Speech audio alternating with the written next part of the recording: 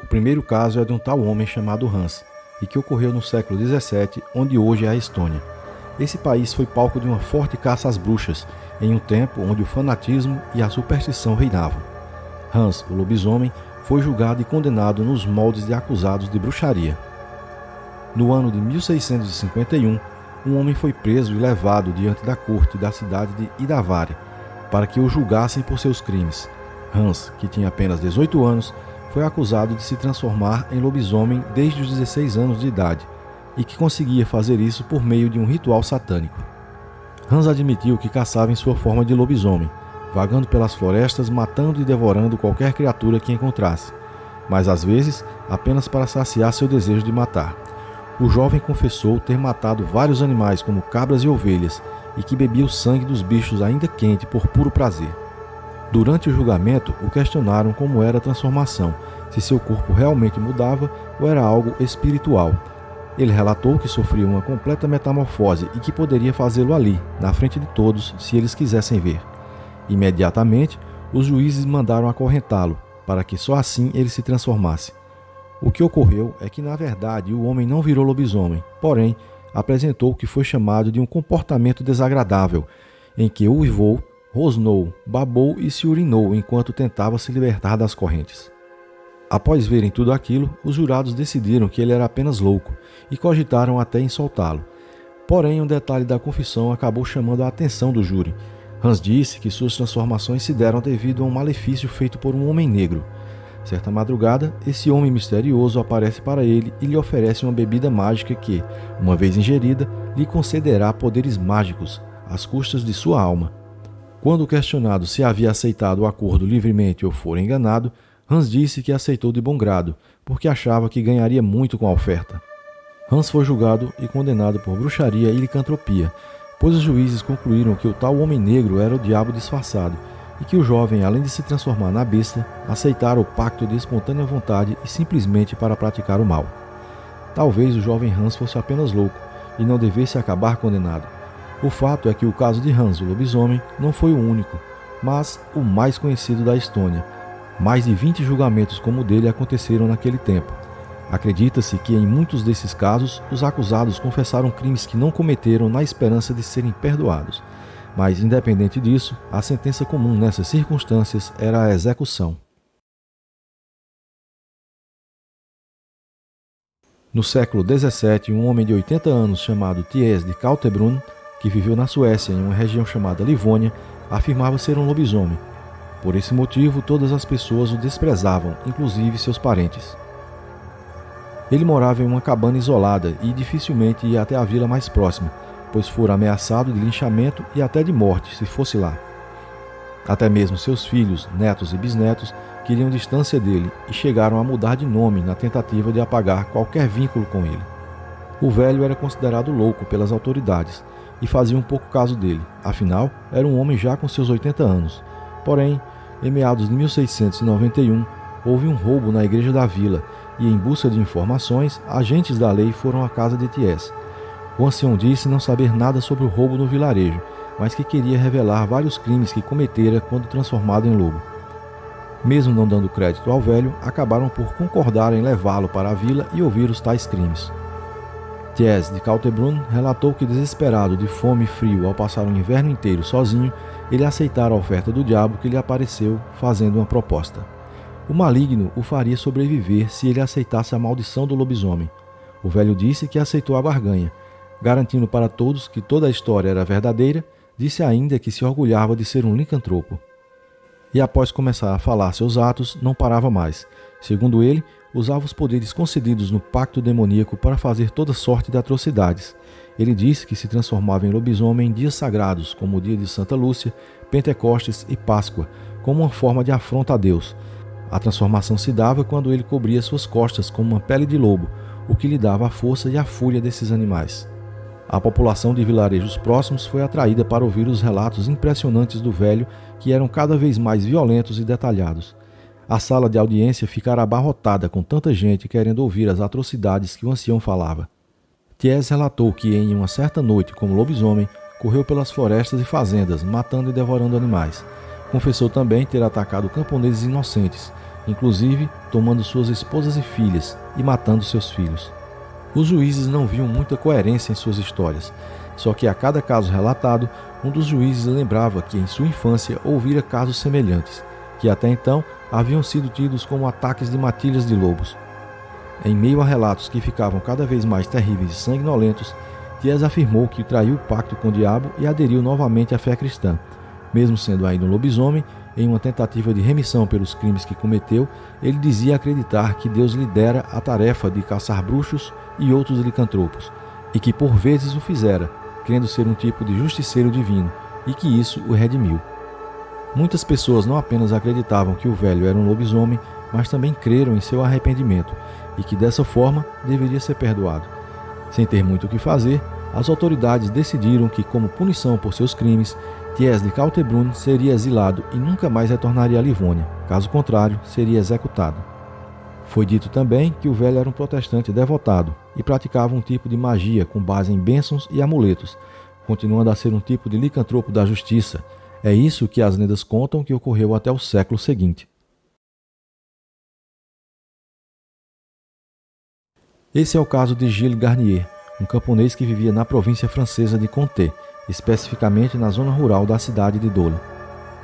Os relatos nos contam que, devido à sua crueldade, esse homem se tornou uma lenda entre as histórias de lobisomens na França. É dito que, após se casar, Garnier foi morar com sua esposa em uma cabana afastada em meio à floresta.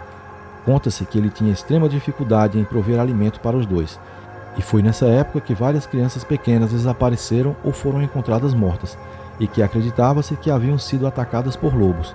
Entre os camponeses já corriam rumores de que, na verdade, era obra de um lobisomem, mas as autoridades apresentaram um decreto atraindo pessoas interessadas em matar ou capturar lobos. Ao voltarem do trabalho um certo dia, um grupo de camponeses avistaram ao longe, em meio à floresta, um lobo negro muito grande. Na tentativa de afastá-lo, eles atiraram pedras e o grande lobo fugiu. Porém, ao se aproximarem do local onde a fera estava, encontraram o corpo de uma menina, completamente dilacerado. Rapidamente, vários homens se armaram e adentraram o bosque para caçar o enorme bicho, mas não tiveram êxito. Só que no meio da busca, avistaram um homem suspeito vagando por ali. Ele parecia atordoado, tinha as roupas banhadas de sangue e não conseguia explicar o estado em que estava, nem o que fazia ali. O grupo o prendeu e o levou às autoridades. Esse homem era Gilles Garnier. Sendo entregue às autoridades da vila, ele foi interrogado, deixando o relato de uma terrível história de crueldade e assassinato que deixou a todos perplexos. O homem relatou que caçava na floresta, buscando alimento para ele e a esposa, mas não conseguia nada. Já faminto e, para piorar, era o início do inverno. O desespero batia. Ele conta que avistou uma espécie de vulto que o observava atrás das árvores. De repente, o tal fantasma se aproximou dele e lhe ofereceu um frasco com um tipo de óleo, garantindo que, ao passar o líquido em seu corpo, todos os seus problemas seriam resolvidos. Ele conseguiria caçar com abundância e não mais faltaria comida em sua casa. Assim como a aparição o instruiu, e crendo estar diante de um milagre, ele o fez. Garnier conta que, ao passar o óleo em seu corpo, ele se transformava em lobo, dessa forma, caçando como um, e de fato não mais passou fome. Porém, transmutado na besta, ele não tinha controle sobre si, o que o levou a fazer coisas terríveis para aplacar sua insaciável sede de sangue. Ele confessou que entre suas várias vítimas estavam 5 crianças com idade entre 9 e 12 anos. No mês de outubro de 1572, Garnier fez suas primeiras vítimas, 2 meninas, ambas com idades entre 9 e 10 anos. No início desse mês, ele atacou e arrastou a primeira delas para um campo de videiras próximo a Dole. O homem disse que, em sua forma de lobo, a estrangulou, rasgou suas roupas e devorou a carne dos braços e da cintura da criança. Ao saciar sua fome, retirou partes da menina, levando para sua esposa. Após algumas semanas, ele atacou outra criança, próximo a um bosque, e enquanto a dilacerava, foi surpreendido por um homem que passava no local e acabou fugindo. Devido aos graves ferimentos, a menina acabou morrendo. No mês de novembro, ele fez outra vítima, dessa vez um menino, também de 10 anos. A fera o devorou quase que por completo e levou parte de uma perna para casa, para que sua companheira preparasse um ensopado. Já no mês de dezembro, atacou outro menino na floresta, mas, após o ter o estrangulado, mais uma vez fugiu devido à aproximação de pessoas. Ele relatou que no final do ano matou outra criança com uma mordida no pescoço, um menino de 12 anos. Contando detalhes nefastos, disse que levou os braços e parte da barriga do garoto para que sua esposa fizesse um jantar com cebolas e aspargos. No ano seguinte, quando fazia sua última vítima, uma garota de 13 anos, em meio à floresta, foi capturado por um grupo que o rastreava. Ele havia acabado de estrangulá-la, mas quando ia devorar a menina, com o aparecimento dos caçadores, voltou à forma humana, sendo preso nesse momento. O julgamento de Gilles Garnier ocorreu no mês de janeiro de 1573. Ele foi condenado culpado pelos crimes de feitiçaria e licantropia. Diante de tão hediondos casos, o juiz ordenou que ele fosse punido com o máximo rigor. Garnier foi condenado a ser queimado vivo, não tendo benefício do prévio estrangulamento. Ele foi amarrado em uma estaca no centro de uma fogueira e teve seu corpo banhado com piche e óleo. Dessa forma, ouvindo seus gritos, o juiz queria se certificar que ele havia realmente morrido. Os relatos narram que fora um tenebroso espetáculo, quando as labaredas alcançaram seus pés e o corpo dele se inflamou por completo, como uma chama viva. As autoridades também prenderam a esposa do lobisomem, mas ela morreu no cárcere antes mesmo da execução. Mesmo assim, a exemplo do marido, o corpo dela foi queimado até as cinzas. Nunca se soube ao certo o número de vítimas do licantropo, pois ao longo dos meses que se seguiram, dezenas de pessoas procuraram as autoridades para relatar o desaparecimento de seus filhos e que acreditavam que o lobisomem os tivesse matado.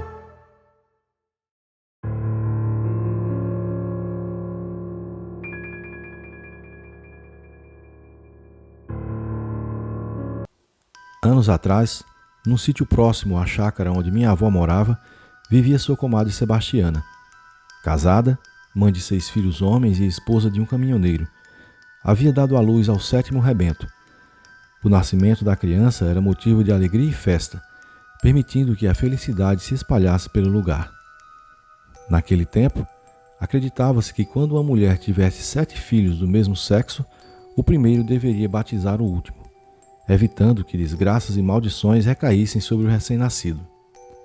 Sebastiana, que se dizia esclarecida e não acreditava em superstições tolas, ignorou o costume, pedindo que minha avó fosse madrinha da criança. O batizado foi realizado e a vida de todos prosseguiu com a calma e a tranquilidade costumeiras. Passados alguns meses, enquanto seu marido estava numa de suas viagens, Sebastiana notou algo estranho. De tempos em tempos, um cachorrinho peludo e negro aparecia dentro de casa, altas horas da madrugada, correndo e fazendo barulho. Ao menor sinal de movimento, o bicho desaparecia. E assim foi durante um tempo, até o dia em que Sebastiana, intrigada, contou o acontecido a uma amiga. A mulher demonstrou um certo espanto com a história, mas orientou Sebastiana que fizesse o seguinte: um punhado de sal deveria ser deixado em alguma parte da casa, num prato. Isso atrairia o cachorro. Disse também que quando o animal fosse pego, um pequeno corte deveria ser feito em sua carne. Nada muito grave, apenas o suficiente para uma gota de sangue fluir. O sal foi colocado na casa, e depois de algumas noites, lá estava o cachorrinho lambendo a tigela. Um dos filhos de Sebastiana pegou o bicho sem dificuldade, e sua mãe fez um pequeno corte em sua pata. Todos foram tomados pelo horror, quando o cachorro se transformou no filho mais novo de Sebastiana. O berço da criança foi imediatamente examinado, revelando apenas cobertor, travesseiro e fraldas. A mãe do pequeno lobisomem descobriu da maneira mais dura a verdade contida nas histórias e tradições populares. O pior, contudo, ainda estava por vir. Um tempo depois, a criança morreu, vítima de uma infecção causada pelo ferimento em sua mão. Sebastiana e sua família ficaram arrasados e, juntamente com os amigos, enterraram a desafortunada criança. O tempo passou e a dor foi amenizada, permitindo que a vida, na medida do possível, voltasse ao normal. Certa noite, Sebastiana acordou com o mesmo barulho causado pelo cachorro que assombrava sua casa tempos atrás. Qual não foi o seu espanto ao ver o animalzinho parado no chão ao lado de sua cama, encarando-a com seus profundos olhos. Falou com uma voz suave. Seu filho morto disse que estava lá para cumprir a sina que sua mãe não permitiu que realizasse em vida. O horror foi tamanho que Sebastiana perdeu a sanidade na hora e teve de ser internada. Nunca mais se recuperou. Vez por outra, minha avó comenta ter vontade de visitar sua comadre, que vive até hoje no hospício, próximo à nossa cidade, contando para quem quiser ouvir a sua desgraçada história. Tudo isso, no entanto, não passa da alienação de uma pobre louca, como minha avó costuma dizer.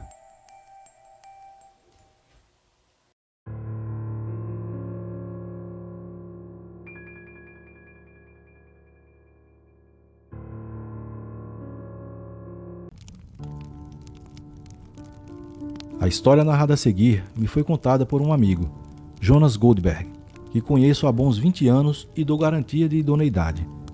Segundo ele, trata-se de um caso muito comum na cidade de Franco da Rocha, onde seus pais moravam pouco menos de uma década atrás. Tive a oportunidade de ouvi-la num dos inúmeros acampamentos que eu, Jonas e nossos amigos realizamos nessa cidade. Numa noite escura, ao redor da fogueira, nosso amigo fez-nos conhecedores do lúgubre destino de um casal amigo de seus pais. Segundo meu amigo, Inês e Adolfo decidiram passar uns dias na chácara que tinham na divisa entre Franco da Rocha e Caieiras, próxima a uma das represas da região. Como não tinham filhos e estavam ambos de férias do trabalho, arrumaram suas coisas e numa noite de quinta-feira pegaram a estrada. A viagem deveria ser rápida, não tomando mais que uma hora e meia de percurso, mas uma tempestade fortíssima os surpreendeu no caminho, obrigando-os a parar num restaurante de beira de estrada e esperar o aguaceiro acabar. Quando o tempo melhorou, seguiram viagem. Inês estava preocupada. Haviam esperado bastante tempo na parada e era quase 1h da manhã. Adolfo buscava tranquilizá-la, dizendo estarem próximos do destino. A lua tinha aparecido entre as últimas nuvens pesadas no céu e lançava seu brilho pálido na estrada. Foi quando Adolfo gritou e jogou o carro subitamente para a direita. Ainda assim, não conseguiu desviar do animal que aparecera do nada, praticamente se atirando na frente do carro, vindo de dentro da densa mata que ladeava a rodovia. Inês gritou quando os faróis iluminaram a criatura e, em seguida, ouviu-se o ruído abafado de ferro contra carne. Felizmente, Adolfo era um motorista capaz e conseguiu controlar o automóvel, parando-o a alguns metros à frente, em segurança.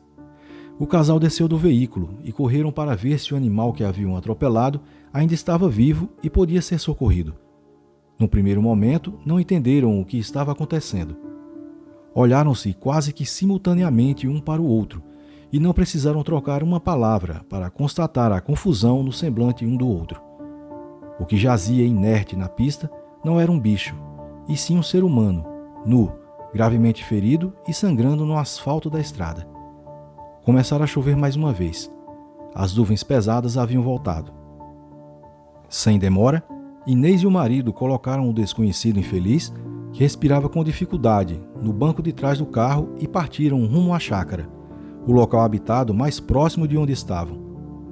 Por sorte, a chuva estava mais branda dessa vez e não atrapalhou o percurso, permitindo que alcançassem o destino com relativa rapidez. Uma vez nele, Adolfo levou o estranho para a sala, acomodando-o no sofá. Inês correu até a cozinha e telefonou para o hospital de Caieiras, explicando a situação.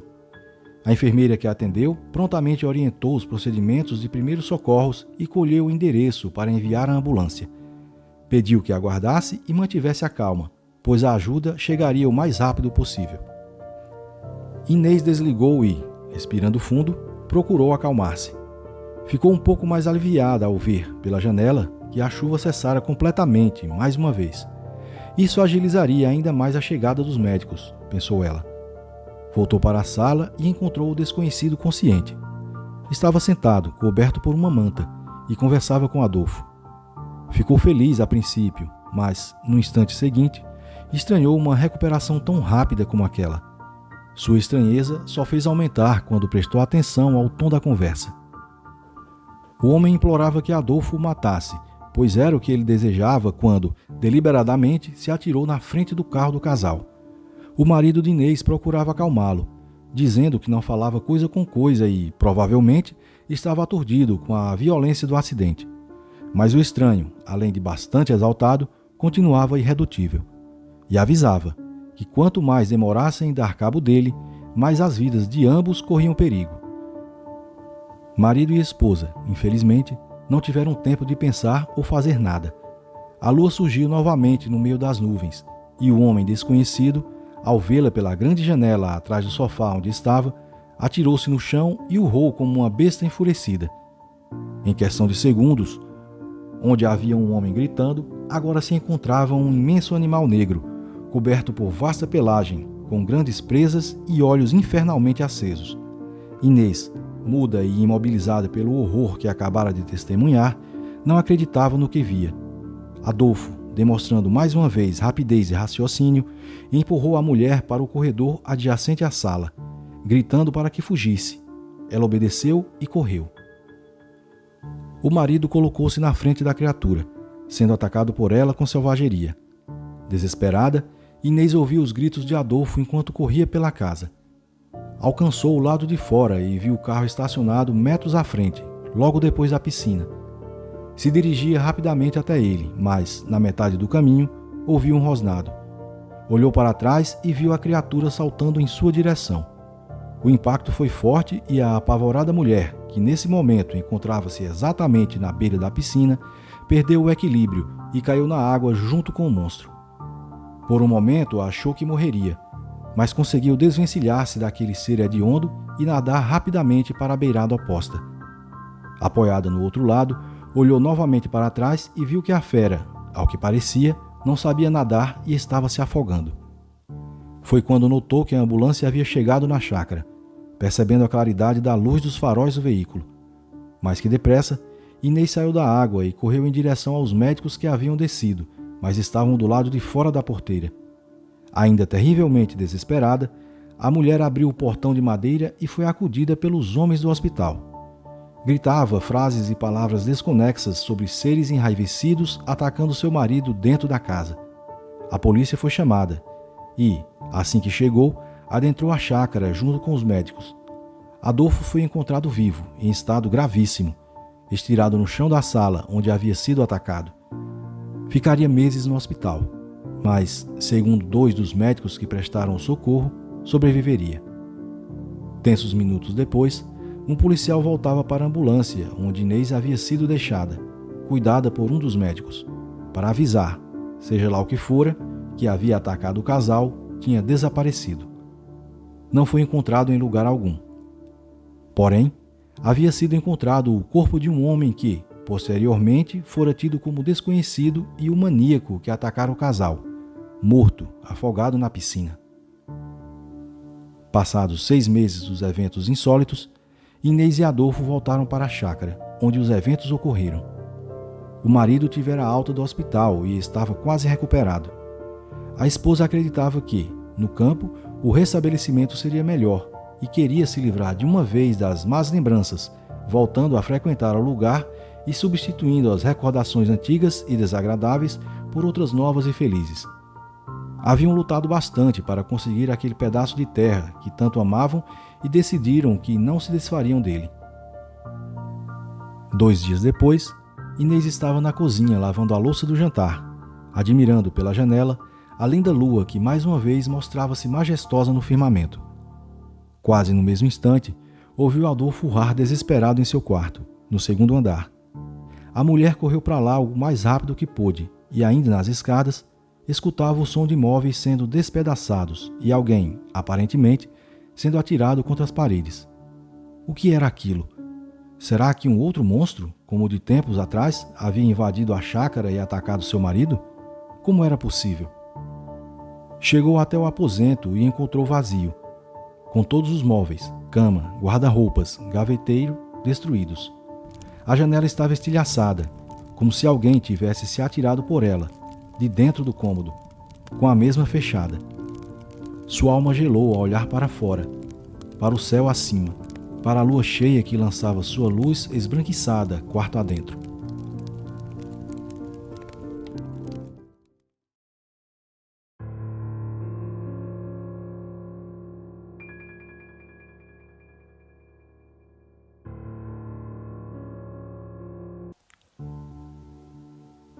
Por muitos anos, desde sua infância no interior do estado de São Paulo, meu avô ouviu histórias e rumores sobre o lobisomem. Vez ou outra, surgia o boato de um avistamento, atividade da fera em algum lugar distante ou um ataque, fatal ou não. Mesmo nunca tendo, ele próprio, colocado os olhos sobre a lendária besta noturna, não desacreditava no que lhe contavam. Seu pai, meu bisavô, alertava sobre o perigo que a criatura oferecia nas noites de lua alta. Seus tios e amigos próximos, pessoas absolutamente confiáveis e que tinham mais o que fazer da vida do que inventar histórias para assustar crianças, endossavam a veracidade desses relatos. Alguns deles, inclusive, já tinham cruzado o caminho do monstro em algum momento de suas vidas.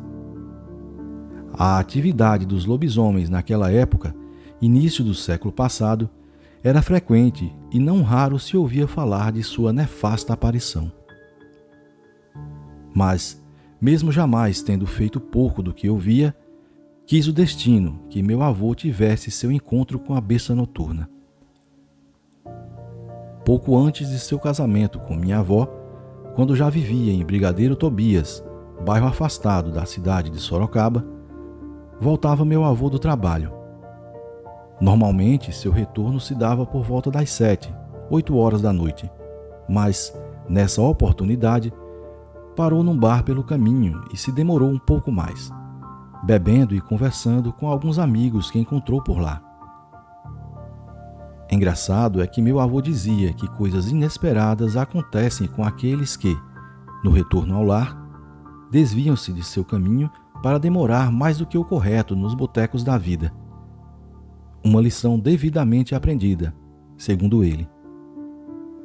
Então, por volta das 11 horas da noite, lá vinha meu avô pela estradinha de terra que conectava a cidade de Alumínio, onde trabalhava, com Brigadeiro Tobias. A luz elétrica não havia chegado na região e a escuridão do caminho era severa. Apenas o brilho mortiço de uma lua nova lançava alguma iluminação na estrada e seus arredores. E somente por causa dessa parca claridade é que conseguiu divisar, metros à frente, a monstruosidade que vinha no sentido oposto ao seu. Um animal horrível, quase do tamanho de um cavalo, preto como piche e com grandes orelhas pontudas acima da cabeça, peludo, quadrúpede e exalando um odor decrépito de podridão que empesteou todo o ar ao redor. Não havia dúvida, era um lobisomem. Meu avô lembrou-se de algo que ouvira. Se não demonstrasse medo no encontro com o monstro, este não o atacaria, ignorando a existência de sua testemunha. Infelizmente, essa história não se provou verdadeira, pois, assim que notou meu avô no caminho, a coisa disparou em sua direção, correndo de forma tão abominável, com os cotovelos no chão, batendo suas patas nas orelhas, fazendo um ruído terrível. Zum, zum, zum, que fez o sangue do meu pobre avô congelar nas veias. Em questão de segundos, a aberração estava em sua frente, de pé, apoiada nas patas traseiras, prestes a golpeá-lo com as imensas garras dianteiras, num movimento muito assemelhado ao dos ursos norte-americanos. Se acertasse, seria morte certa. Felizmente, provando ter grande presença de espírito e raciocínio rápido, meu avô moveu-se antes da criatura e conseguiu derrubá-la, passando-lhe uma rasteira. Como a fera tinha as pernas de trás curtas e, possivelmente, mais fracas que as dianteiras, desabou no chão de terra, concedendo ao meu avô os valiosíssimos minutos de vantagem que usou para correr até um eucaliptal próximo e buscar abrigo no topo de uma das árvores de lá. O lobisomem tentou seguir meu avô, mas parece ter perdido seu rastro depois da cerca que separava o bosque de eucaliptos da estrada onde estava. Por toda a noite percorreu o local, farejando e rosnando, vez ou outra procurando sua presa. Felizmente para meu avô, devidamente escondido num dos galhos mais altos da árvore que escalara, a criatura não conseguiu encontrá-lo. Talvez por conta do odor cítrico exalado pelas árvores, acreditava ele. Mas o monstro não desistiu até que os primeiros galos começassem a cantar na madrugada, anunciando a iminência da aurora. Esse som pareceu surtir um efeito repelente na criatura que, aparentemente, tentou resistir, mas não teve alternativa senão deixar aquele lugar, desaparecendo na escuridão da noite que chegava ao fim. Somente quando o dia já ia claro, meu avô desceu de onde estava e foi embora para casa. Sobrevivera ao encontro com a besta noturna, para contar a história que narro agora, através dessas linhas.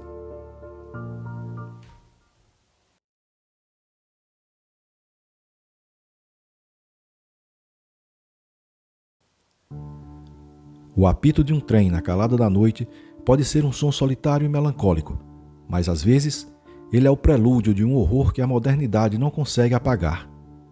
Este é o relato da noite em que a fera e o aço se enfrentaram na estrada de ferro. O trem cargueiro da Refesa, apelidado de O Gigante pelos ferroviários, era uma serpente de aço e diesel que rasgava a escuridão do interior do Brasil. Naquela noite de lua cheia, sob o comando do maquinista Valdir, um homem de 50 anos e com mais quilômetros de trilho do que de estrada, o Gigante transportava minério de ferro por um trecho esquecido, o ramal do sertão. Uma linha única que cortava a Caatinga, atravessava pontes de ferro enferrujadas sobre grotões profundos e passava por estações abandonadas que eram meros fantasmas de um tempo próspero.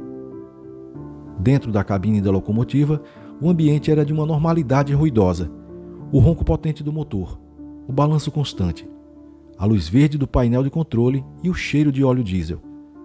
Valdir e seu jovem ajudante, Ricardo, tomavam café e falavam de futebol. Lá fora, a paisagem era de um borrão de escuridão e vegetação retorcida, prateada pela lua. A centenas de quilômetros dali, mas no mesmo trilho do destino, caminhava Lina. Com seus 18 anos e o coração partido por um amor proibido, ela andava sobre os dormentes da ferrovia. Os trilhos eram seu caminho secreto para o encontro na velha ponte de aço, um lugar isolado onde ela e seu namorado se encontravam, longe dos olhos de seu pai. Perdida em pensamentos, com os fones de ouvido tocando uma música triste, ela estava alheia ao mundo, um ponto frágil na imensidão da noite. Foi Valdir quem viu primeiro. "Ricardo, olha lá!" disse ele, apontando para a escuridão ao lado do trem. Uma figura se movia entre os arbustos, correndo, acompanhando a velocidade do cargueiro. Era grande e corria de um jeito estranho, desengonçado, mas com uma velocidade assustadora. "Que diabo de bicho é esse? Um cachorro do mato?" perguntou Ricardo, o rosto colado no vidro. "Cachorro nenhum acompanha o gigante assim", respondeu Valdir, os olhos experientes fixos na sombra.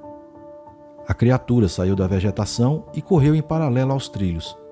A luz da lua a revelou. Não era um bicho, era uma abominação. Um ser de quase 2 metros, com a postura curvada de um homem, mas com membros longos e finos de animal. O pelo era ralo, escuro e áspero, revelando uma pele encardida por baixo. A cabeça era um pesadelo, o focinho de um cão, com uma mandíbula poderosa de onde escorria uma baba espessa. Os olhos ardiam com uma febre amarela, uma inteligência selvagem e um ódio puro. Um uivo cortou a noite. Um som rouco e lancinante que se sobrepôs ao barulho do trem. Não era um desafio. Era uma declaração de guerra. "Meu Deus do céu, Valdir, é um lobisomem!" gritou Ricardo, o terror tomando conta de sua voz. "Fica calmo, menino, ele está lá fora. A gente está aqui dentro", disse Valdir, mas suas mãos suavam no manche. A fera, como se entendesse as palavras, mudou de tática. Com um salto impossível, agarrou-se à lateral de um vagão de minério. Suas garras produziram um som agudo e enervante ao arranharem o aço pintado. Valdir e Ricardo observavam horrorizados pelos espelhos retrovisores. A criatura começou a escalar. Com uma agilidade grotesca, subiu até o topo do vagão. E então, começou a jornada mais aterrorizante que aqueles trilhos já testemunharam. O lobisomem começou a correr sobre o trem em movimento. Saltava de um vagão para o outro, os pés com garras encontrando apoio precário na superfície curva e oscilante. A cada baque de seu pouso, um som surdo de metal ecoava. Era um predador caçando a serpente de aço, avançando vagão por vagão em direção à cabine, sua silhueta negra recortada contra a lua cheia. "Ele está vindo para cá!" berrou Ricardo. A fera chegou ao último vagão antes da locomotiva, deu um salto final e aterrissou com um estrondo no teto da cabine, sobre as cabeças dos dois homens. Eles ouviram as garras arranhando o metal logo acima, buscando um ponto de apoio. Um rosto disforme e medonho apareceu na janela lateral, os olhos amarelos fixos neles. A criatura rosnou, um som abafado pelo vidro, e bateu com a pata contra a janela, que tremeu, mas não cedeu. Num reflexo, Valdir puxou a corda da buzina. Um apito ensurdecedor. A voz de trovão do gigante explodiu na noite. A fera, pega de surpresa pelo ataque sônico, recuou, soltando um uivo de dor e fúria. Foi nesse exato momento que o trem começou a fazer a curva que antecedia a velha ponte de aço, e os faróis da locomotiva iluminaram uma nova cena. Lina, parada no meio dos trilhos, bem na entrada da ponte. Ela finalmente tirara os fones, alertada pelo apito, e agora estava paralisada. De um lado, o trem monstruoso que se aproximava, freando e soltando faíscas. Do outro, a criatura que, atordoada pelo apito, saltara do teto da locomotiva e aterrissara sobre os trilhos, entre ela e o trem. Tudo aconteceu em segundos. Valdir puxou o freio de emergência com toda a sua força. O trem guinchou, o som de 1000 almas gritando, enquanto toneladas de aço lutavam contra a inércia. Lina olhou para a fera. A criatura, recuperada, virou sua atenção para ela, a presa mais fácil e frágil. O lobisomem rosnou. Deu um passo em direção a ela, o corpo se abaixando para o ataque final. Lina fechou os olhos, esperando a morte. Mas o gigante vinha com seu barulho ensurdecedor, suas luzes cegantes, seu poder avassalador. A fera estava presa. À sua frente, a presa indefesa. Às suas costas, a morte de aço e ferro. O instinto de sobrevivência, mais antigo que qualquer maldição, falou mais alto. No último segundo, quando o para-choque da locomotiva estava a meros metros de distância, o lobisomem desistiu de Lina. Com um salto lateral poderoso, a criatura se lançou da ponte. Um vulto escuro que mergulhou no negrume do grotão lá embaixo. O trem parou a menos de 5 metros de Lina, que desabou sobre os dormentes, tremendo incontrolavelmente. Valdir e Ricardo desceram, em pernas bambas. Encontraram a moça em estado de choque, balbuciando sobre o diabo nos trilhos.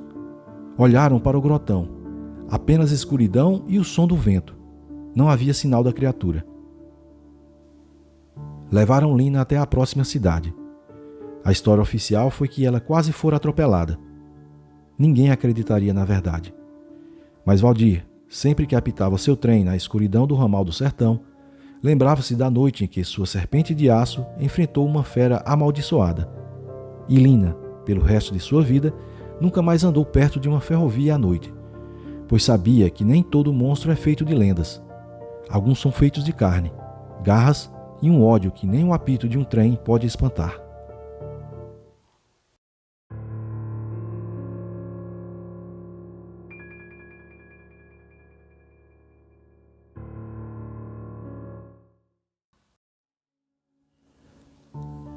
A colônia de vento forte não fazia jus ao nome apenas pelos ventos minuanos que varriam as coxilhas no inverno. Naquele ano, um vento de medo soprava mais forte. Um vento que se arrastava das matas de araucárias e invadia os corações dos colonos. Era uma vila pequena no interior da Serra Gaúcha. Um punhado de casas de madeira e pedra, habitada por descendentes de alemães e italianos. Gente de pouca prosa e muito trabalho. Tudo começou com o gado. Ovelhas encontradas estraçalhadas no campo, a lã branca manchada de um carmesim vivo sobre a grama coberta de geada. Depois um terneiro, um bezerro com menos de 1 ano de idade, arrastado de dentro de um galpão cuja porta de madeira maciça fora reduzida a farpas. Não era obra de puma ou de cães selvagens.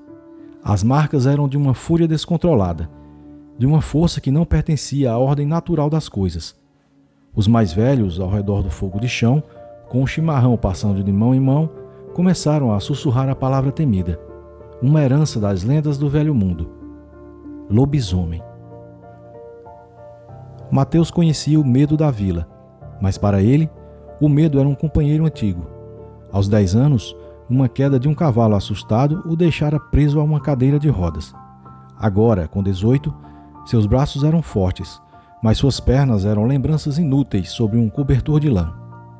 Enquanto os outros rapazes podiam correr, se esconder ou empunhar uma arma, Mateus era um observador. Da janela de seu quarto, ele via a vida da colônia passar, e via também um medo crescente nos olhos dos vizinhos. Ele via Klaus, o peão forte e silencioso que trabalhava na fazenda vizinha, ficar cada vez mais recluso e sombrio à medida que a lua cheia se aproximava. A noite do ataque à vila chegou com um frio que cortava os ossos. A lua, cheia e impiedosa, parecia um olho de gelo no céu. As famílias se trancaram em suas casas, as janelas vedadas, os cães choramingando baixo, encolhidos. Por volta da meia-noite, os gritos começaram. Primeiro, o som de algo pesado se chocando contra o portão da propriedade dos Schneider, seguido pelo berro de terror do gado. Depois, um uivo longo e grave, um som que não era de lobo nem de homem, mas de um inferno particular. O som da fúria se movia pela pequena estrada de chão da vila, o barulho de cercas sendo partidas, de vasos de flores sendo espatifados. Era uma tempestade de violência cega. Mateus estava em seu quarto, a janela fechada, mas não trancada. O coração martelava em seu peito. Ele ouvia os sons se aproximando. O rosnado baixo e a respiração ofegante e pesada. Ele se arrastou da cama para sua cadeira, as mãos suando. Um pensamento terrível o atingiu. A porta dos fundos, que dava para a varanda. Talvez não tivesse sido trancada com ferrolho. Um estrondo fez a casa inteira tremer. A porta da frente estava sendo atacada. As tábuas de pinho gemiam, estalavam. Mateus manobrou sua cadeira para o canto mais escuro do quarto, o corpo paralisado de terror. Com o último estalo ensurdecedor, a porta cedeu. Passos pesados e arrastados soaram no corredor. Não eram passos humanos. Eram as garras de uma fera no assoalho de madeira. O cheiro de pelo molhado, sangue e fúria crua invadiu o ambiente. A porta do quarto de Mateus se abriu com um solavanco. Ali, recortada contra a escuridão do corredor, estava a criatura. Era imensa, maior do que qualquer homem. Uma massa de músculos e pelo escuro, denso, eriçado e salpicado de geada. O bafo condensava-se em nuvens de névoa no ar gelado. O rosto era uma fusão de pesadelo. O focinho de um lobo com presas amareladas gotejando saliva. E olhos malignos. Eles eram de um amarelo febril, acesos como uma inteligência selvagem e uma sede de sangue insaciável. A fera farejou o ar, e seus olhos se fixaram em Mateus, encolhido em sua cadeira. Ela deu um passo para dentro do quarto, o rosnado se aprofundando em suas entranhas. Era o fim. Mateus não podia correr, não podia lutar. Ele apenas encarou a morte, os olhos arregalados. A criatura se ergueu sobre as patas traseiras, as garras da frente prontas para o golpe final. E então, algo aconteceu. Os olhos amarelos da fera, focados em Mateus, vacilaram. A fúria assassina que queimava neles pareceu ser subitamente confrontada por outra emoção. Confusão. Um lampejo de agonia. A besta inclinou a cabeça, o rosnado diminuindo para um som rouco e incerto. Seu olhar desceu das pernas imóveis de Mateus sob o cobertor para o rosto do rapaz. Um cheiro, uma imagem, uma memória enterrada sob camadas de instinto e maldição. A memória de um dia de sol, 8 anos atrás. Um cavalo assustado, o grito de um menino, a imagem daquele mesmo menino caído e imóvel no campo. A culpa avassaladora que Klaus, o homem dentro da fera, carregava todos os dias de sua vida. Aquele acidente, que ninguém soube ter sido causado por sua primeira e descontrolada transformação, era sua penitência secreta. A fera diante de Mateus não via mais apenas uma presa, via o símbolo vivo de sua própria danação. Um som escapou da garganta do lobisomem, mas não foi um uivo de ataque, foi um ganido, um lamento de dor tão profundo e angustiante que era mais assustador do que qualquer rugido.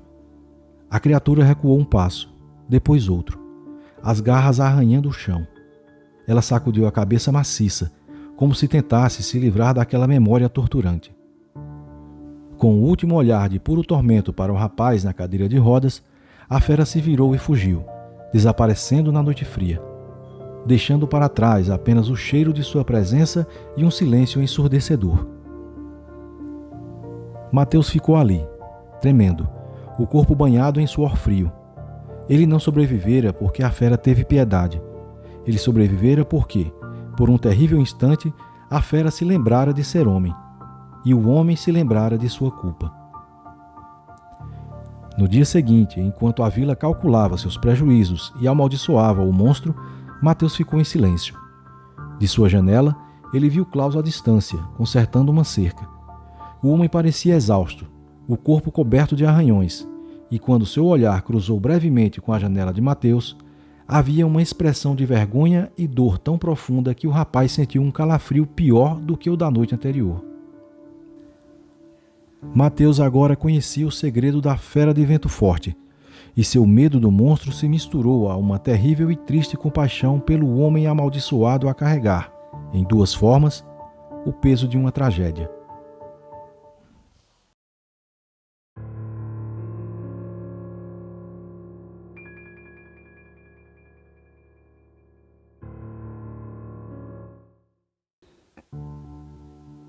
Estamos no final do século XV, no ano de 1489.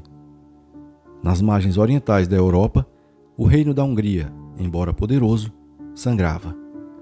Mas o verdadeiro sangue não corria nos campos de batalha contra os otomanos, e sim nas aldeias esquecidas ao longo do rio Koros, na fronteira nebulosa onde a planície húngara começa a se erguer para se tornar os Cárpatos da Romênia, a Transilvânia, terra do príncipe Vlad Drácula. Esta é a crônica da Fraternitas Luporum, a Irmandade dos Lobos.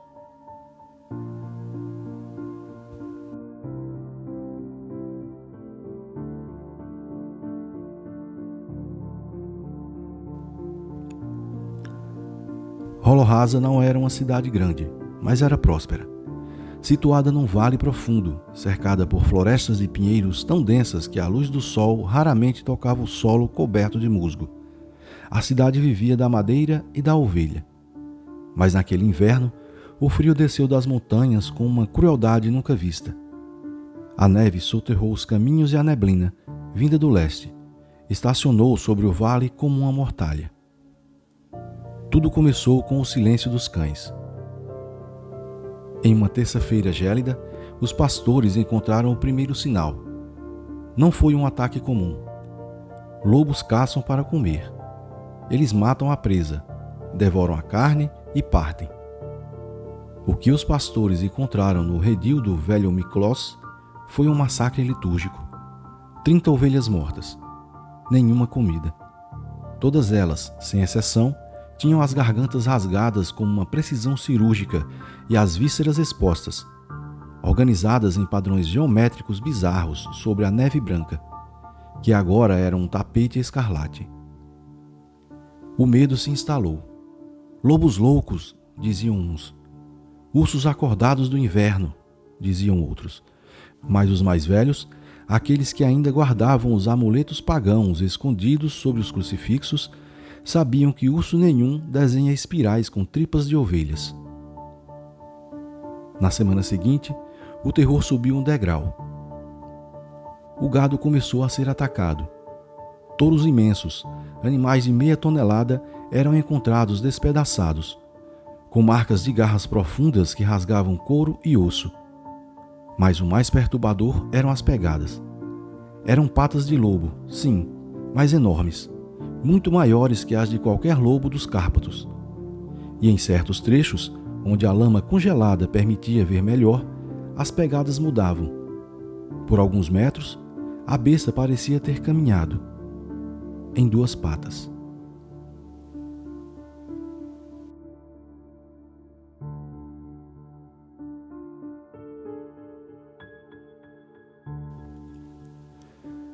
O que os aldeões de Holorasa não sabiam é que o mal não vivia na floresta. O mal vivia entre eles. A lenda fala de um nobre local, o barão Farkas Zoltán, um homem culto, viajado, que havia estudado em Veneza e Viena.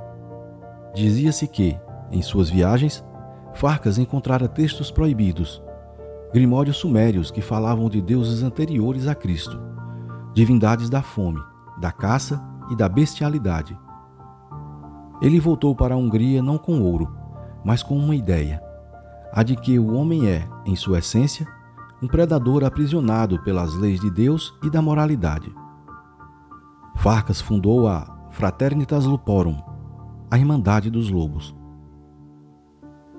Eles não eram camponeses ignorantes. A seita era composta pela elite local, o juiz da cidade, o mercador de vinhos, o ferreiro mestre e até, sussurrava-se, o padre auxiliar da paróquia. Homens que, durante o dia, sorriam e apertavam mãos, mas que nutriam um ódio profundo pela civilização que os obrigava a ser mansos. Nas noites de lua nova, a lua negra, onde a escuridão é absoluta, eles vestiam túnicas de lã negra, pesadas e grosseiras, com capuzes profundos que escondiam seus rostos. Eles cavalgavam para o coração da floresta, para uma clareira onde ergueram um altar de pedra bruta, manchada por décadas de sangue seco.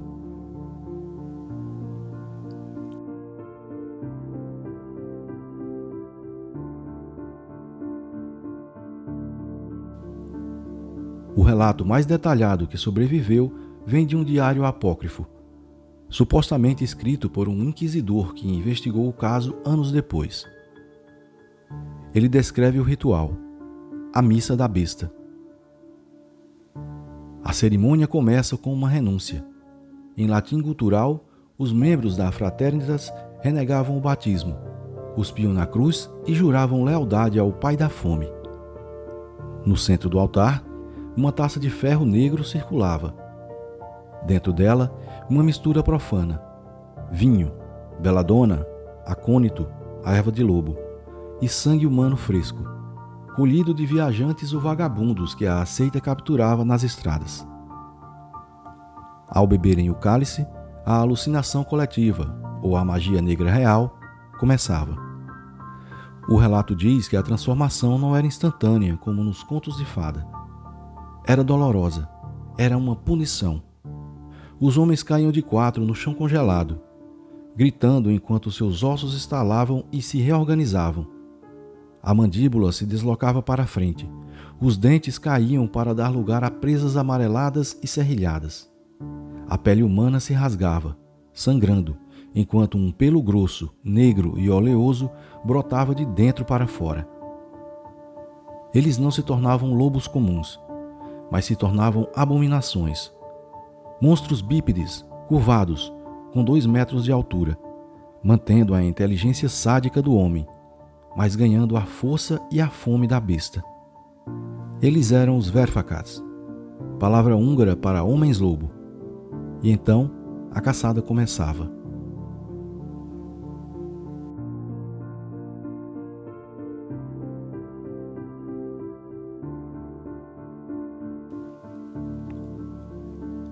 O ápice do horror ocorreu em 21 de dezembro, a noite mais longa do ano. A Fraternitas Luporum decidiu que o gado não era mais suficiente. Eles queriam um medo em sua forma mais pura. Eles queriam carne batizada. A neblina naquela noite era tão espessa que se podia cortá-la com uma faca. As famílias de Holorasa estavam trancadas em suas casas. O fogo alto nas lareiras, rezando para que o inverno passasse logo. Primeiro, ouviram-se os uivos. Não vinham de longe, das montanhas. Vinham das ruas da cidade, Eram dezenas de vozes, uivando em um coro dissonante que parecia zombar dos hinos da igreja. Depois, o som da madeira sendo estilhaçada. As bestas não precisavam esperar que alguém saísse. Elas eram fortes o suficiente para derrubar portas. A primeira casa a ser invadida foi a do padeiro. Os vizinhos ouviram os gritos, mas o terror os paralisou. Ninguém saiu para ajudar. Pelas frestas das janelas, alguns viram vultos enormes, sombras negras e peludas, arrastando corpos para a neve. O ataque não foi aleatório, foi coordenado. A alcateia varreu a rua principal. Eles não apenas matavam, eles brincavam. Desmembravam pais na frente dos filhos. Arrancavam membros com mordidas brutais. O sangue jorrava na neve, fumegante no ar gelado. Um grupo de aldeões desesperados correu para a igreja de pedra de São Tomé, buscando refúgio sagrado. Trancaram as pesadas portas de carvalho e se amontoaram no altar, sob o olhar severo das estátuas dos santos. O padre, tremendo, segurava o ostensório. Mas a Fraternitas Luporum não temia a igreja.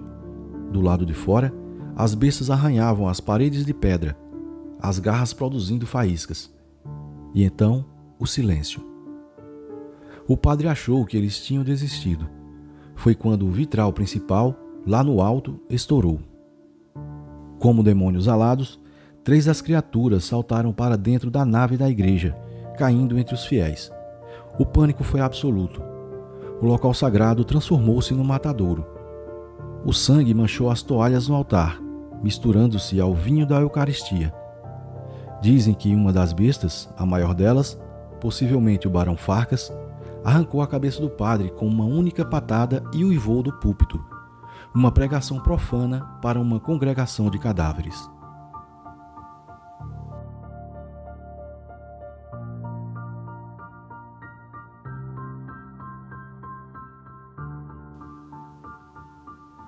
Ao amanhecer, Holorrasa era uma cidade fantasma.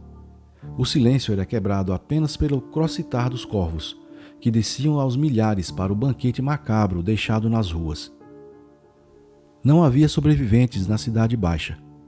Apenas alguns lenhadores, que moravam mais alto nas encostas, viram o que aconteceu quando o sol nasceu.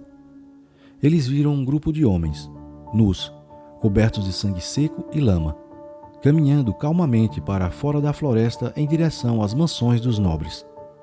Eles riam e conversavam, como se voltassem de uma caçada esportiva. Quando as autoridades reais de Buda, a antiga capital do país, finalmente chegaram, semanas depois, alertadas pelos rumores, encontraram a cidade vazia. Não havia corpos. A Fraternitas havia limpado a cidade. Eles levaram os cadáveres para a floresta, para covas sem nome ou para alimentar a terra que tanto adoravam. O inquérito foi estranhamente rápido. O magistrado enviado, dizem os documentos, hospedou-se na casa do Barão Farcas. 3 dias depois, o magistrado partiu, declarando que a cidade fora vítima de uma praga e de ataques de lobos selvagens devido ao inverno rigoroso. O caso foi encerrado. A cidade foi queimada para purificar a doença.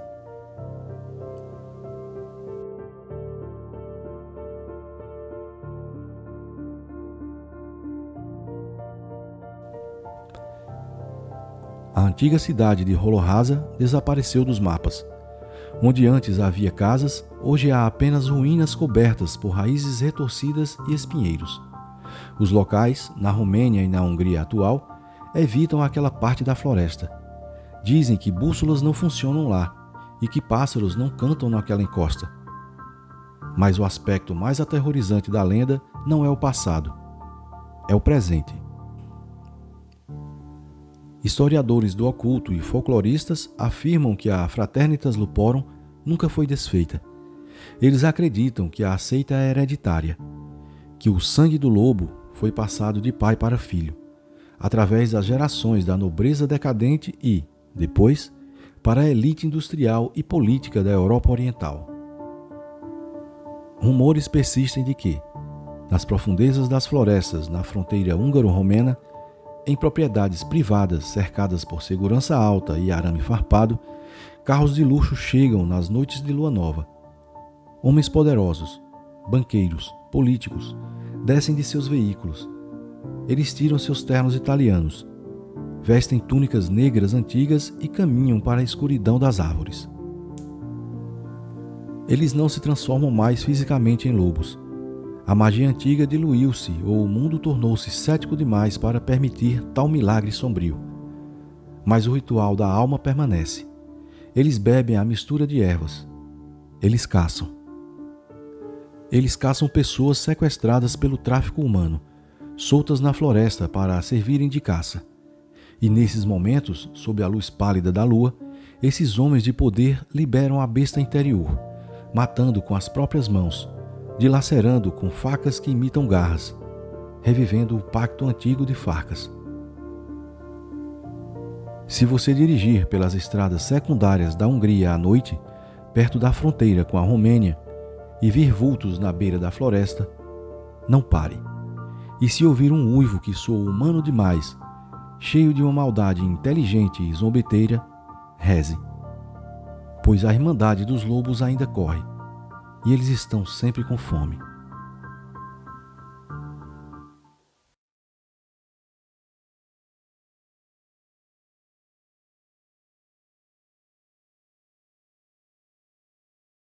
A história de Peter Stump, mais conhecido como Lobisomem de Bedburg, é um dos casos mais emblemáticos que mesclam fatos históricos, folclore e a histeria da caça às bruxas na Europa do final do século XVI.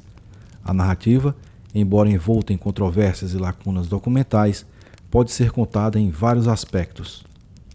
Naqueles tempos, a Europa vivia um período de intensa perseguição a supostos praticantes de bruxaria e a indivíduos associados a forças malignas. A região de Bedburg, na Alemanha, não foi exceção. Durante esse período, a combinação de tensões religiosas, conflitos sociais e o medo do desconhecido contribuiu para que acusações de feitiçaria e pactos com o diabo se espalhassem rapidamente. Nesse cenário, Peter Stump surgiu como uma figura que, segundo os relatos, incorporava o terror sobrenatural. Stump foi acusado de usar feitiçaria para se transformar em lobo, uma habilidade que lhe permitiria cometer crimes hediondos à margem da lei e da moral. Segundo as acusações, enquanto na forma de lobo, ele teria atacado e assassinado pessoas, além de praticar canibalismo e outros atos brutais. Essas acusações eram, na época, interpretadas como evidências de um pacto com o diabo. Os ataques atribuídos a Peter Stump são um dos aspectos mais macabros e assustadores da sua história. Os registros históricos, especialmente os panfletos publicados na época de sua execução, em 1589, descrevem uma série de crimes brutais que contribuíram para sua fama como o lobisomem de Bedburg. Stump teria começado seus ataques como um assassino em série, mirando principalmente viajantes solitários, mulheres e crianças. Segundo os relatos, ele caçava suas vítimas principalmente em áreas rurais e florestas ao redor de Bedburg, mas preferia atacar pessoas indefesas, como crianças e mulheres grávidas.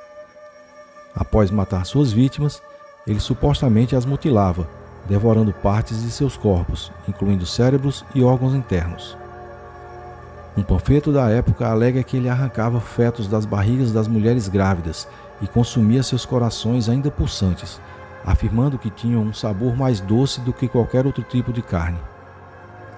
Além das vítimas humanas, Stump também era acusado de atacar o gado local. Fazendeiros relataram encontrar seus animais brutalmente despedaçados, sem carne nos ossos, como se tivessem sido atacados por uma fera selvagem. Algumas testemunhas afirmaram ter visto um grande lobo rondando as fazendas e sumindo sem deixar rastros. Esses eventos contribuíram para a crença de que ele tinha a habilidade de se transformar em lobo ou de possuir força sobre-humana. Uma das acusações mais horríveis contra Stump era a de que ele matou seu próprio filho, que teria cerca de 10 anos na época. Segundo os registros, ele teria levado o menino para a floresta e o estrangulado. Após matá-lo, arrancou sua cabeça e consumiu seu cérebro. Esse ato foi um dos mais citados durante seu julgamento, sendo interpretado como prova de sua conexão com o demônio. Os relatos também incluem crimes sexuais atribuídos a Stump. Ele teria estuprado e matado diversas mulheres da região, e também fora acusado de manter um relacionamento incestuoso com sua filha. Porém, os historiadores sugerem que essas acusações podem ter sido exageradas ou fabricadas para tornar sua figura ainda mais demoníaca aos olhos do público. A captura de Peter Stump aconteceu após uma caçada organizada. Durante um ataque a um grupo de pessoas, os aldeões e caçadores locais conseguiram encurralar um grande lobo. A fera desapareceu atrás de uma árvore e, momentos depois, Stump foi encontrado no mesmo local. Isso foi visto como uma prova de que ele poderia se transformar em lobo e voltar à forma humana à vontade. Stump foi preso e submetido à tortura, o que era comum nas investigações por feitiçaria. Após um processo marcado por intensas suspeitas e métodos brutais de interrogatório, ele confessou todos os crimes, alegando que fizeram um pacto com o diabo e que esse lhe dera uma cinta mágica feita com pele de lobo, que lhe permitia se transformar nesse animal. No entanto, a cinta nunca foi encontrada, o que faz muitos estudiosos acreditarem que ele confessou apenas para acabar com a tortura. Por fim, Peter Stump foi condenado e executado. Sua execução foi extremamente brutal. Foi amarrado a uma roda de tortura e teve pedaços de sua carne arrancados com pinças em brasa. Seus braços e pernas foram quebrados para garantir que ele não retornasse da morte, sendo finalmente decapitado e queimado. O caso de Peter Stump continua sendo um dos mais famosos de lobisomem da história. Alguns acreditam que ele era realmente um assassino em série, enquanto outros veem sua história como um exemplo da paranoia medieval. Seja como for, seus supostos crimes foram registrados como um dos episódios mais sombrios da história da caça às bruxas na Alemanha. Com o passar do tempo, a figura de Peter Stump foi se transformando em uma lenda. Histórias sobre sua capacidade de metamorfose, seu suposto ritual para se transformar em lobo e seus atos de violência foram exageradas e recontadas, mesclando elementos reais com o imaginário popular. A narrativa do lobisomem de Bedburg se consolidou como um símbolo dos medos coletivos daquela época. A ideia de um homem que se transformava em uma besta selvagem representava, para muitos, a personificação do mal, do desvio moral e do sobrenatural. Historiadores e estudiosos do folclore questionam a veracidade dos relatos sobre Peter Stump. Muitos sugerem que o caso foi amplamente distorcido pelo contexto social e político da época. A prática da tortura, comum nas investigações de feitiçaria, faz com que as confissões e os depoimentos não sejam totalmente confiáveis. A figura do lobisomem de Bedburg inspirou diversas obras literárias, estudos acadêmicos e até produções cinematográficas, contribuindo para a persistência do mito na cultura popular. Essa influência mostra como, mesmo séculos depois, o caso de Peter Stump continua a fascinar e a assustar. Embora haja documentos que relatam crimes de Peter Stump, a sua história completa é, ao mesmo tempo, uma narrativa de terror e um exemplo dos perigos da histeria coletiva e da injustiça dos julgamentos de feitiçaria. Se por um lado os relatos da época descrevem um homem capaz de se transformar em lobo e cometer atrocidades, por outro, a falta de evidências confiáveis e a sobreposição com mitos dificultam uma reconstrução precisa dos fatos. Peter Stump permanece assim como um personagem emblemático, cuja lenda ultrapassou as barreiras do tempo, simbolizando os temores e as injustiças de uma era marcada pelo sobrenatural e pelo desconhecido.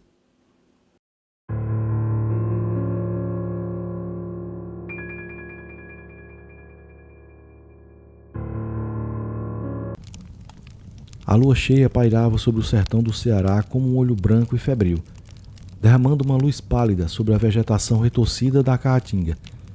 Em Caiçara da Mata, um vilarejo tão pequeno que mal constava nos mapas, o silêncio da noite era quebrado apenas pelo coachar insistente dos sapos e pelo gemido do vento entre os mandacarus e xique-xiques. O calor do mormaço do dia ainda irradiava na terra rachada, tornando a noite abafada, quase respirável. No extremo leste de Caiçara, separado das poucas casas de taipa por uma légua de chão batido e jurema preta, ficava o cemitério das almas, um lugar evitado após o pôr do sol, mesmo pelos mais valentes. Cruzes de madeira tortas, algumas já roídas pelo tempo e pelos cupins, marcavam covas humildes. Lápides de cimento barato, com nomes desbotados, testemunhavam vidas simples, ceifadas pela dureza do sertão. Flores de plástico, descoradas pelo sol inclemente, eram a única cor vibrante naquele campo santo esquecido. Seu Joaquim, o coveiro e zelador honorário do cemitério, um homem de 70 anos com a pele curtida como couro velho e olhos fundos que já viram mais tristeza do que a maioria, costumava dizer: morto não faz mal, ruim é aos vivos que vêm atormentar o descanso deles. Mas naquela noite, algo diferente do usual perturbava o ar. Um cheiro acre, selvagem, misturava-se ao odor de terra seca e das poucas flores murchas e finados. A poucas léguas dali, na sua pobre choça, Benedito sentia a transformação começar. Não era uma maldição recente. Vinha de seu avô, diziam os antigos, um castigo por algum pecado terrível cometido contra a terra ou contra algum santo poderoso. A cada lua cheia, a febre o tomava primeiro, um calor que subia da sola dos pés até o couro cabeludo. Depois vinham as dores lancinantes nos ossos, como se estivessem sendo quebrados e remoldados por mãos invisíveis e cruéis. Benedito rolava na sua esteira de palha, os dentes cerrados para não gritar. Seus músculos repuxavam e se avolumavam, pelos grossos e escuros, como arame farpado, e rompiam de sua pele morena, cobrindo-lhe o peito, as costas, os braços que se alongavam e se curvavam em ângulos antinaturais. O rosto. O rosto era a pior parte. O maxilar estalava, projetando-se para a frente, formando um focinho grotesco. As orelhas pontudas repuxavam-se para o alto do crânio, que parecia achatar-se.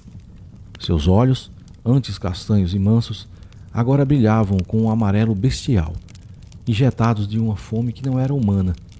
As unhas engrossavam, encurvavam-se, transformando-se em garras recurvadas, afiadas como navalhas, capazes de rasgar couro curtido. Quando a metamorfose se completou, não era Benedito que se erguia trôpego sobre as quatro patas nodosas e poderosas. Era a besta.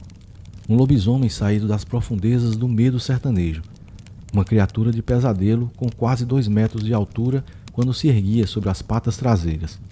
O pelo sujo e emaranhado. A respiração, um fôlego gutural e faminto. Um uivo primal.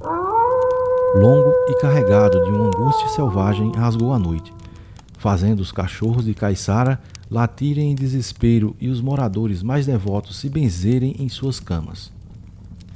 A fome era a única coisa que importava. Uma fome profana, uma necessidade visceral de carne. Mas não qualquer carne. A besta farejava o ar, o focinho vibrando, o cheiro da morte recente, dos corpos enterrados há pouco, ainda não reclamados totalmente pela terra, era um banquete irresistível, e o cemitério das almas chamava. Correndo desajeitadamente, mas com uma velocidade surpreendente para seu volume, a criatura atravessou a caatinga. Espinhos de macambira rasgavam seu pelo, mas ele não sentia. Apenas o pulsar da fome em suas veias. Chegou aos muros baixos e emburacados do cemitério. Com um salto, transpôs a barreira, aterrissando com um baque surdo entre as sepulturas. O ar ali era ainda mais denso com o odor da morte. A besta farejou o chão, a cabeça baixa, rosnando baixo. Seus olhos amarelos prescrutavam as covas. Parou diante de um túmulo recente. Uma simples cruz de madeira com o nome Maria das Dores, finada há 3 dias. A terra ainda estava fofa. Com as patas dianteiras, armadas com aquelas garras medonhas, o lobisomem começou a cavar. A terra voava para os lados em jatos secos. As garras batiam contra pedras, produzindo faíscas na escuridão. O som era uma profanação horripilante. O raspar frenético, a respiração ofegante e gutural da criatura, o esforço bestial. Em pouco tempo, um buraco considerável se abria, revelando a madeira barata do caixão simples. Um grunhido de satisfação escapou do focinho da besta. Com as garras e os dentes poderosos, estraçalhou a tampa do caixão. O som de madeira se partindo ecoou pelo cemitério silencioso. Lá dentro, envolto numa mortalha branca já manchada pela umidade da terra, jazia o corpo de Dona Maria. uma senhora franzina que em vida vendia bolos na feira. Para a besta, contudo, não havia história, nem respeito, nem lembrança, apenas carne. Com um rosnado baixo, mergulhou a cabeça na cova. O som que se seguiu era indescritível. O rasgar de tecido, o estalar de ossos finos e velhos, o ruído úmido e repugnante da carne sendo arrancada e devorada. A besta não mastigava com delicadeza, engolia pedaços inteiros, o sangue escuro e já frio escorrendo pelo focinho, manchando o pelo no peito. Era uma cena de carnificina primal, a antítese de qualquer ritual sagrado de despedida. A criatura devorou com avidez o que pôde do cadáver. Braços, ombros, o peito magro. O cheiro fétido da decomposição inicial misturava-se ao odor metálico do sangue velho, mas para a besta era o perfume da saciedade. Sua fome era tão antiga quanto a própria lua. Após alguns minutos dessa refeição macabra, a besta pareceu hesitar. Ergueu a cabeça ensanguentada, farejando o ar. Talvez um instinto de autopreservação, a proximidade do amanhecer. Outra cova chamou sua atenção, a de Zé Pequeno, um jovem vaqueiro morto numa queda de cavalo na semana anterior. Repetiu o processo profano. Cavou com a mesma fúria desesperada. A terra voando, as garras golpeando a madeira. Arrancou a tampa e lançou-se sobre os restos mortais mais frescos. O som da sua refeição, ainda mais nítido e perturbador. Os ossos mais fortes do rapaz estalavam sob a pressão das mandíbulas poderosas. A lua começava a perder seu brilho no horizonte, anunciando a chegada da madrugada. Um galo cantou ao longe, um som algorento para a criatura da noite. A besta, empapuçada, mas ainda não totalmente saciada, pareceu sentir a urgência. Com o último olhar para as covas violadas, os restos mortais espalhados e parcialmente devorados, deu um grunhido baixo, quase um lamento, e saltou para fora do cemitério. Correu de volta para a caatinga, buscando o refúgio de sua choça antes que os primeiros raios de sol o flagrassem. A transformação de volta era igualmente dolorosa, mas trazia consigo a névoa do esquecimento. Ao amanhecer, Sr. Joaquim chegou ao cemitério para sua ronda matinal. O que viu o fez cair de joelhos, o chapéu de palha rolando no chão. 2 covas abertas, reviradas, caixões estraçalhados, restos humanos irreconhecíveis, espalhados pela terra seca. O cheiro de morte e de água selvagem inexplicável pairava pesado no ar. Marcas de garras enormes estavam cravadas na madeira dos caixões e na terra ao redor. A notícia se espalhou por Caiçara da Mata como fogo em palha seca. Terror e incredulidade tomaram conta do vilarejo. Ninguém ousou mencionar a palavra lobisomem em voz alta, mas o medo ancestral estava estampado em cada rosto. As portas seriam trancadas mais cedo, as rezas seriam mais fervorosas, e o cemitério das almas ficaria ainda mais abandonado à própria sorte. Enquanto isso, em sua choça, Benedito acordava com o corpo dolorido, coberto de arranhões e uma terra escura sob as unhas que ele não reconhecia. Uma náusea o revirava por dentro e um gosto amargo e metálico persistia em sua boca. Ele não se lembrava de nada da noite anterior, apenas de fragmentos de pesadelos terríveis. Mas no fundo de sua alma, uma tristeza profunda e uma culpa inexplicável o consumiam. A besta estava saciada, por enquanto, até a próxima lua cheia, quando a fome profana voltaria a clamar por sua ceia macabra no silêncio do sertão.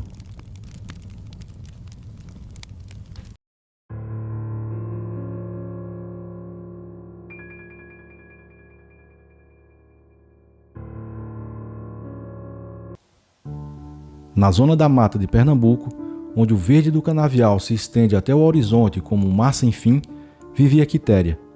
Ou melhor, sobrevivia. Antes uma moça de riso fácil e olhos brilhantes. Quitéria se tornara uma sombra, uma figura encurvada pela vergonha e pelo trauma. Meses antes, na escuridão de uma noite sem lua, ela fora arrastada para dentro daquele mesmo canavial por 3 filhinhos de papai, os herdeiros de um usineiro local. O que aconteceu ali, entre as folhas afiadas da cana, quebrou algo dentro dela que nunca mais se consertaria. A justiça dos homens, cega e comprada, ignorou seus gritos. Mas a injustiça plantou no coração de Quitéria uma semente de ódio, que que só precisava do adubo certo para germinar. E o adubo veio na forma de uma choça abandonada, na beira de um riacho seco, onde diziam ter morrido um velho rezador que mexia com o lado esquerdo. Em um dia de desespero errante, fugindo das memórias que o canavial lhe sussurrava, Quitéria entrou no casebre em ruínas. Lá, dentro de um baú de madeira comido por cupins, ela encontrou o livro. Não tinha nome na capa, que era de um couro preto, ressecado e rachado como a terra do sertão. Ao abri-lo, um cheiro de mofo, cera de vela e algo mais antigo e sinistro, como sangue seco, invadiu suas narinas. As páginas, amareladas e quebradiças, eram preenchidas com uma caligrafia arcaica, cheia de símbolos estranhos e orações ao contrário. Era o famigerado livro de São Cipriano, a Bíblia do feiticeiro. Quitéria, que mal sabia ler o próprio nome, devorou aquelas páginas com os olhos da alma. Seu dedo trêmulo parou em um capítulo específico, do Pacto da Fera e da Licantropia Voluntária. Ali estava a promessa de poder, de garras para rasgar, de dentes para estraçalhar. A promessa da vingança. O ritual exigia uma sexta-feira de lua cheia. A mesma lua cheia que iluminara seu sofrimento, agora seria a testemunha de seu renascimento macabro.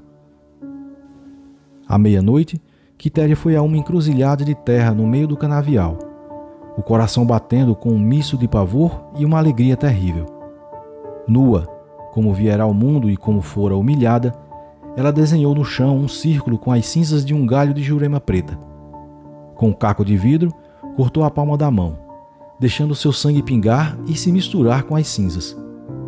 Segurando o livro aberto, começou a ler as palavras profanas em alta voz. A língua se enrolava, os sons eram roucos, palavras que não foram feitas para bocas humanas. Ela não suplicava, ela exigia, oferecia sua alma, não a um santo, mas ao Senhor das sombras e da fome noturna, em troca da força da besta. E a besta respondeu. A transformação foi uma agonia excruciante. Primeiro, um calor infernal subiu por seu corpo. Seus ossos estalaram, um som de galho seco se quebrando, enquanto se realinhavam em uma nova e terrível arquitetura. Ela caiu de joelhos gritando, a pele se esticando e se rasgando. Pelos grossos, negros e duros como arame, irromperam de seus poros, cobrindo-a. Seu rosto se alongou, o maxilar se projetando para frente num focinho bestial, os dentes se transformando em presas amareladas. Suas unhas cresceram, encurvando-se em garras sujas e afiadas. A moça frágil morreu ali, na poeira da encruzilhada, e em seu lugar ergueu-se uma criatura de pesadelo, um lobisomem fêmea, uma licantropa, com olhos que brilhavam com um ódio amarelo e uma fome que era puramente vingança. Não era uma fome de comida, era uma fome de justiça selvagem. A criatura farejou o ar. O cheiro de cachaça barata, suor e arrogância de seus algozes estava impregnado no vento que soprava do bar da vila próxima. Ela se lançou entre os canaviais, um vulto silencioso e mortal. O canavial, antes seu lugar de terror, agora era seu reino, seu campo de caça. Os três homens voltavam do bar bêbados, cantando e rindo, fazendo o caminho para a casa grande da usina. O primeiro, que se gabava de sua força, foi pego quando parou para urinar na beira da estrada. Um vulto negro saltou do canavial. Ele não teve tempo de gritar. Apenas um som úmido de carne sendo rasgada e o estalo de sua coluna vertebral. Os outros dois, ouvindo o barulho, correram. O álcool evaporando instantaneamente, substituído pelo gelo do pavor. Mas não se pode fugir de um predador em seu território. O canavial se tornou um labirinto de morte. Eles ouviam a respiração ofegante da criatura, o farfalhar das folhas se aproximando, mas não viam nada até que fosse tarde demais. O segundo foi arrastado para dentro da plantação, seus gritos abafados pelas folhas densas. A besta o estraçalhou com um prazer primitivo, sentindo os ossos quebrarem sobre suas patas, o sangue quente jorrando. O último, o líder, o mais cruel, correu desesperadamente, as folhas da cana cortando seu rosto e braços. Ele tropeçou e caiu. Ao se virar, viu a criatura parada sobre ele, a baba escorrendo das presas, o peito arfando. Por um instante, naqueles olhos amarelos e bestiais, ele viu um brilho de reconhecimento. Ele viu Quitéria. E o terror em seu rosto foi a última coisa que ele viu antes que as garras lhe abrissem a garganta. Ao amanhecer, Quitéria acordou nua e dolorida na mesma encruzilhada. Estava coberta de lama e sangue seco que não era seu. As memórias da noite eram um redemoinho febril de caça, medo e o sabor metálico de vingança. Ela se levantou, o corpo de uma mulher frágil de volta, mas sua alma estava para sempre marcada pela fera. A notícia da chacina dos filhos do usineiro abalou a região. Coisa de bicho brabo, diziam uns. Uma onça, talvez. Mas os mais velhos, ao verem as mutilações e a selvageria, se benziam e sussurravam a palavra proibida: lobisomem. Ninguém nunca suspeitou da moça quieta e triste do riacho seco. Mas Quitéria não era mais apenas uma vítima. Ela era a guardiã de um pacto terrível. E a cada lua cheia, quando a dor de sua memória se misturava ao chamado da fera, ela olhava para o canavial, não com medo, mas com um sentimento de posse. Aquele era seu território, e a fome da loba estava sempre à espreita, esperando por qualquer homem que ousasse confundir o silêncio de uma mulher com fraqueza.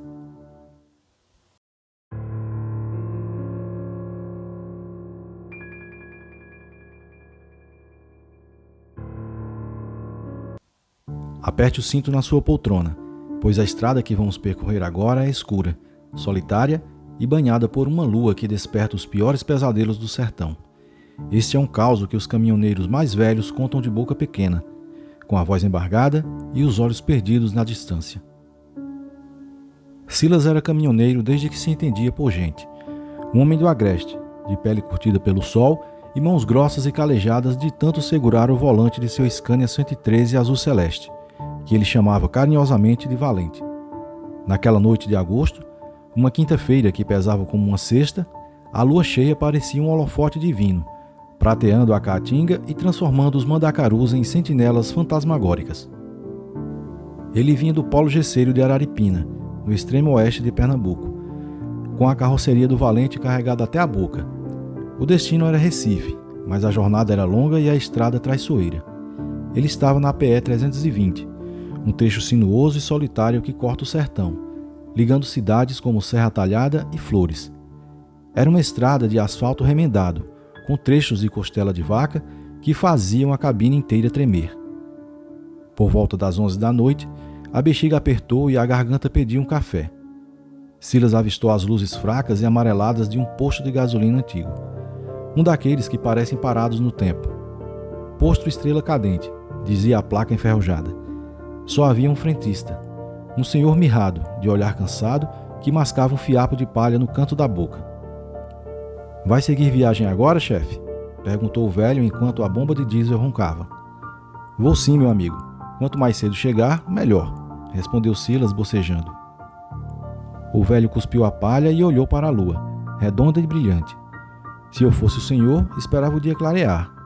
Tem noite que a estrada não quer ninguém nela, especialmente noite de lua cheia como essa.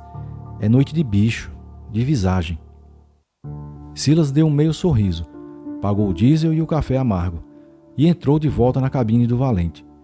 Respeitava as crenças do povo, mas a entrega tinha prazo. Deus me guia, murmurou, engatando a primeira marcha. 20 quilômetros adiante, o mundo era só o ronco do motorzão do Scania e o facho de luz dos faróis cortando o breu. Foi quando ele viu algo pela primeira vez. Uma sombra cruzou a estrada, uns 200 metros à frente. Rápida. Grande demais para ser um cachorro. Ágil demais para ser um bezerro desgarrado. Silas diminuiu a velocidade, os olhos fixos na escuridão. Deve ser um guaxinim, ou uma raposa do mato, pensou, mas o coração já batia um pouco mais rápido. Mais 5 minutos de estrada e lá estava de novo. Desta vez, na beira do acostamento, parado.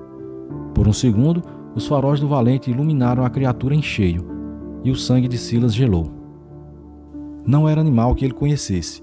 Era um amálgama profano de homem e besta. Tinha a altura de um homem baixo, mas curvado sobre pernas de cachorro, com uma musculatura densa e nodosa. O pelo era ralo, cinzento e sujo, com falhas que revelavam uma pele encardida, quase sarnenta. O pior era a cabeça, um focinho alongado de cão, com dentes amarelados e desiguais expostos num rosnado silencioso, mas os olhos eram de gente. Ardiam com uma inteligência maligna, um vermelho oscilante que parecia queimar na escuridão. Eram olhos de brasa. Antes que Sila pudesse processar o horror, a criatura se lançou na caatinga, desaparecendo. Mas ele sabia, com um pavor que lhe subia pela espinha, que aquilo não era um encontro casual. Era uma apresentação. Ele pisou fundo, o motor do Valente urrou, e a Scania, com suas 20 toneladas de gesso, começou a ganhar velocidade. No espelho retrovisor, ele viu. A criatura saíra da mata e corria atrás do caminhão, e estava ganhando terreno. Não corria como um quadrúpede normal. Dava saltos longos e poderosos, as pernas traseiras impulsionando seu corpo disforme numa velocidade impossível. Silas engolia em seco, as mãos suando e escorregando no volante. Meu Deus do céu, valei-me, minha Nossa Senhora! A criatura alcançou a traseira do caminhão. Silas ouviu um baque surdo. Ele olhou pelo retrovisor e viu as garras, longas, negras e sujas como raízes, fincadas na tampa da carroceria. O lobisomem estava tentando subir. O caminhoneiro virou o volante bruscamente para a esquerda e para a direita, tentando desequilibrar a coisa. O caminhão dançou na pista, os pneus cantando. Ouviu um som de garras arranhando o metal, um som agudo e desesperador, e a criatura caiu de volta no asfalto, rolando. Mas não desistiu. Em segundos, já estava de pé novamente, correndo ao lado da cabine. Silas podia ver aqueles olhos injetados de ódio e de fome o encarando. A criatura saltou. Um estrondo metálico ecoou na cabine quando o corpo da besta se chocou contra a porta do motorista. Silas gritou, mais de raiva e pavor do que qualquer outra coisa. Ele ouviu o som de garras arranhando a pintura, buscando um ponto de apoio. Sentiu o cheiro que emanava da criatura, um odor fétido de carniça, pelo molhado e enxofre. Desesperado, Silas jogou o valente contra o barranco de terra vermelha na lateral da estrada. A lateral do caminhão raspou com violência, levantando uma nuvem de poeira e faíscas. Um uivo de dor e fúria, um som que não pertencia a este mundo, cortou a noite. Ele olhou pelo espelho e viu a criatura sendo arremessada longe, caindo de mau jeito na vegetação espinhenta. Ele não esperou para ver mais. Com o pé na tábua, Silas dirigiu como um louco, sem diminuir a velocidade nas curvas, sem se importar com os buracos. Só parou quando avistou as luzes de Salgueiro no horizonte. Entrou na cidade e parou no primeiro pátio de posto iluminado que encontrou. Tremendo dos pés à cabeça, desceu da cabine. A porta do motorista estava amassada, e nela, cravados na lataria azul celeste, havia 4 sulcos profundos, paralelos, que desciam em diagonal, arranhões que nenhum animal conhecido poderia fazer. A tinta estava arrancada e o aço do valente exposto. Preso numa das fendas, ele encontrou um tufo de pelo grosso, cinzento, duro como arame e com um cheiro podre que fez seu estômago revirar. Silas nunca contou a história toda para ninguém. Para a esposa, disse que um animal grande cruzou a frente e ele teve que jogar o caminhão no barranco. Mas os outros caminhoneiros, nos postos de parada, percebiam o olhar assombrado, a maneira como ele se benzia antes de pegar a estrada à noite. E, acima de tudo, a regra que ele nunca mais quebrou. Não importava a pressa, não importava o frete. Silas, o dono do Valente, nunca mais dirigiu pelas estradas do sertão de Pernambuco em noite de lua cheia. Porque ele sabia o que se escondia na escuridão, esperando pacientemente pelos desavisados. E as cicatrizes do aço de seu caminhão eram a prova silenciosa do inferno que ele viveu na PE 320.